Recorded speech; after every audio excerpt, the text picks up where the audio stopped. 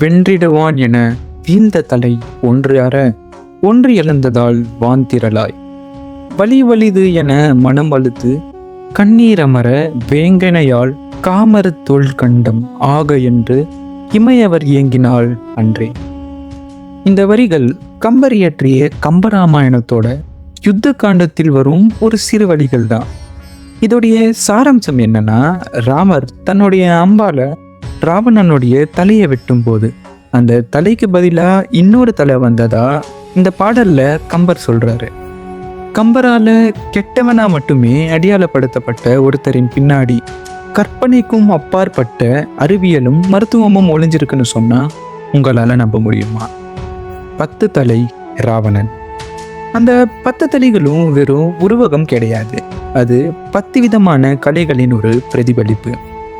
இன்னைக்கு இந்த பதிவில் நாம் ராவணன் இயற்றிய நூல்கள் பற்றியும் கம்பரிய ஒரு தமிழ் மன்னனை தீயவனாய் மட்டுமே எழுதினார்ன்ற பல இன்ட்ரெஸ்டிங்கான வரலாறு தெரிஞ்சுக்க போகிறோம்.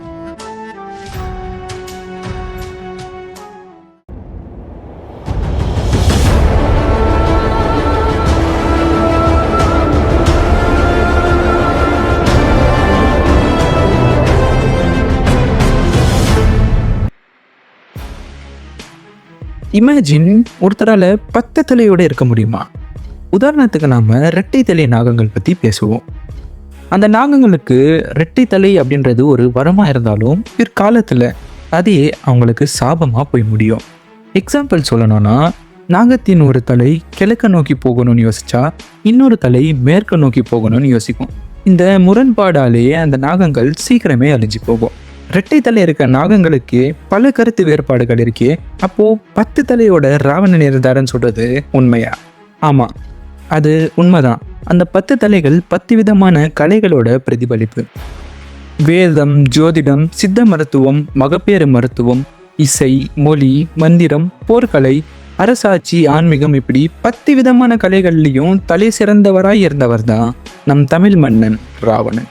அதனால தான் தமிழ் மன்னன் ராவணனை 10 தலை ராவணன்னு வால்மீகி இயற்றிய ராமாயணத்துல குறிப்பிடப்படுது.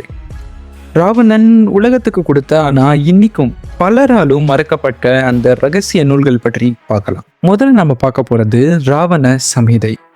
ஜோதிட சாஸ்திரத்தில் இன்னைக்கும் ராவண சம்ஹிதை ஒரு பொக்கிஷமா பார்க்கறாங்க. தன் மகன் மேகநாதன் பிறக்கும் போது எல்லா கண்டங்களும் 11வது இடத்துல இருக்கணும்னு சொல்லி கிரகங்களையே கட்டி போட்டவர் தான் ராவணன்.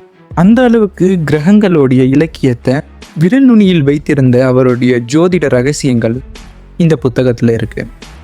அடுத்தா நம்ம பார்க்க போகிறது அர்க்க பிரகாசம். இது ஒரு மகப்பேறு மருத்துவ களஞ்சியம். குறிப்பாக கசாய முறைகளும் மற்றும் மூலிகைகளை பயன்படுத்தி எப்படிப்பட்ட நோய்களையும் குணப்படுத்துவதுன்னு ராவணன் இதில் விவரிச்சிருக்காரு. இன்னைக்கு இருக்கிற நவீன மருத்துவத்துக்கே சவால் விடும் அளவுக்கு சித்த மருத்துவ முறைகள் இதில் கொட்டி கிடக்கு.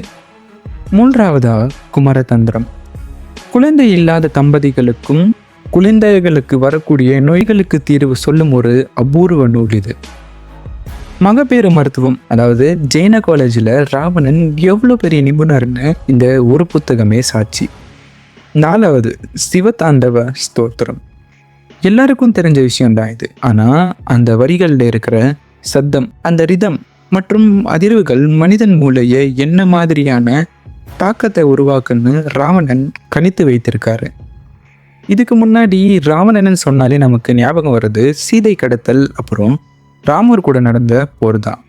இப்போது ராவணனை பற்றி நீங்கள் என்ன நினைக்கிறீங்கன்னு கீழே கமெண்ட்டில் சொல்லுங்கள். அதை தெரிஞ்சுக்க நான் ரொம்பவே ஆர்வமாக இருக்கேன். இந்த இடத்துல ஒரு கிளாரிஃபிகேஷன் கொடுத்தே ஆகணும். ராவணனுக்கும் நடந்த போருக்கான காரணம் ராவணன் சூர்பானகையின் மேல் வைத்திருந்த அளவற்ற பாசம் மட்டும்தான்.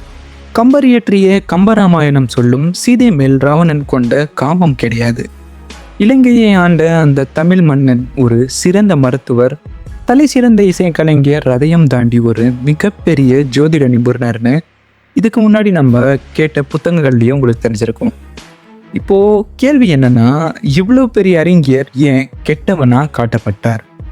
அதிகாரம் ஒருத்தர் கைக்கு போகும்போது வரலாறு எப்படி மாற்றி எழுதப்படுகிறது என்றதற்கு ராவணனே ஒரு மிகப்பெரிய உதாரணம்.